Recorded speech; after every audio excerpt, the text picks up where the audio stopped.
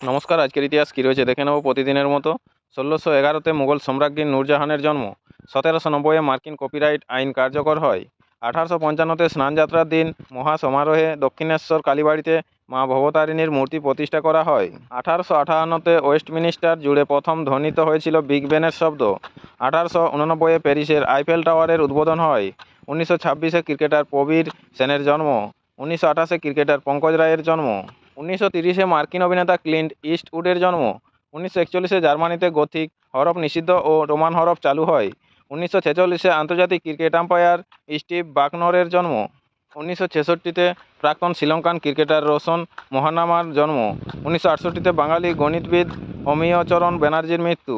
১৯৯৪-এ তবলাবাদক সামতা প্রসাদের মৃত্যু।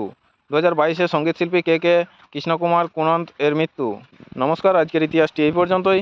পরবর্তী ইতিহাসটি পেতে চ্যানেলটিতে সাবস্ক্রাইব করে পাশে থাকা বেল আইকনটি অল করে রাখুন। সবাই ভালো থাকুন, সুস্থ থাকুন। দেখা হচ্ছে পরের আপডেট ইতিহাসে। নমস্কার।